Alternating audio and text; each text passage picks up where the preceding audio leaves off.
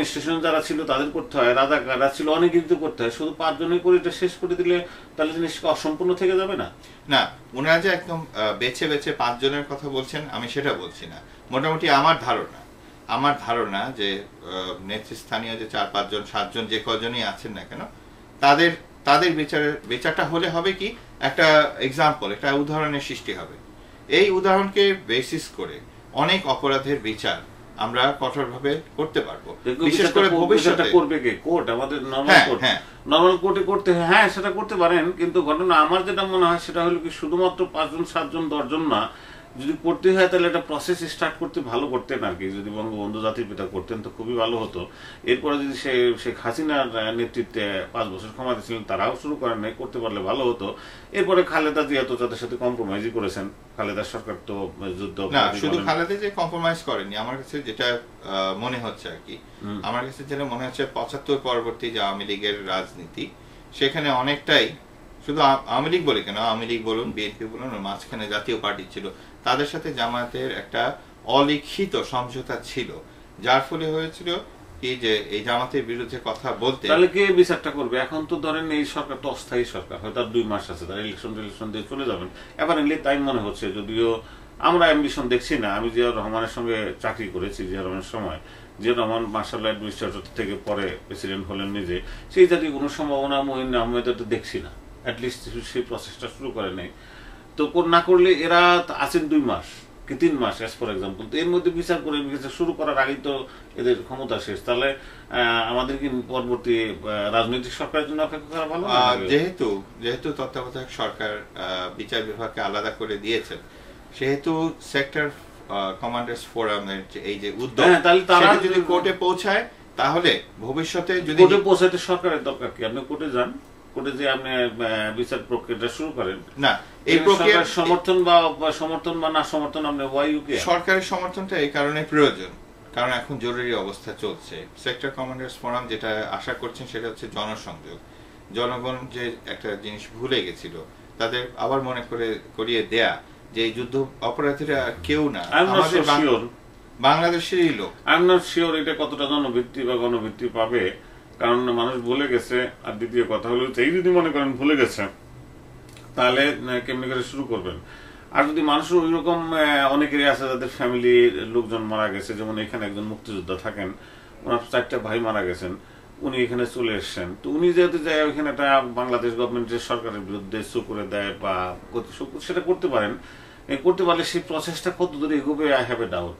সাক্ষী প্রমাণ দরকার, তারপর একটা প্রসেসের দরকার, তার জন্য আলাদা কোর্ট সিস্টেম দরকার। এই কোর্ট সিস্টেম না করে এর জন্য একটা আলাদা কোর্ট সিস্টেম যদি করা হতো, যুদ্ধ অপরাধীদের একটা কোর্ট, আমি সেটা বলা যায় যে হ্যাঁ, যেহেতু একটা বিশেষ অবস্থায় এই বিচারের দাবিটা করা হচ্ছে, এবং এই যে হত্যাকাণ্ড এবং ধর্ষণের সহযোগিতা। আমার একটা প্রশ্ন আছে, আসলে কোর্ট কতটা স্বাধীন হয়েছে এই সরকারের ইয়েতে? কোর্ট সিস্টেম আপাতত দৃষ্টিতে দেখা যাচ্ছে স্বাধীন হয়, তাহলে ওইখানে শুরু করে দেন। যারা সু করতেছেন, মামলা করতেছেন, তারা মামলা করুক, কোর্টে দেখা যাক কে দাঁড়ায়। কোর্টের হায়ার সুপ্রিম কোর্ট হয়তো একজন বিচারক 2জন বিচারপতি নিয়োগ করে নতুন স্পেশাল কোর্ট ও ট্রাইব্যুনাল করতে পারেন। কিন্তু এর জন্য এই সরকার কতটা করতে, ওরা হ্যাভ এ ডাউট। এই সরকার অস্থায়ী সরকার, এদের গণভিত্তিও কম, যেহেতু তারা পলিটিক্যাল সরকার না। তাদের কত দিবেন?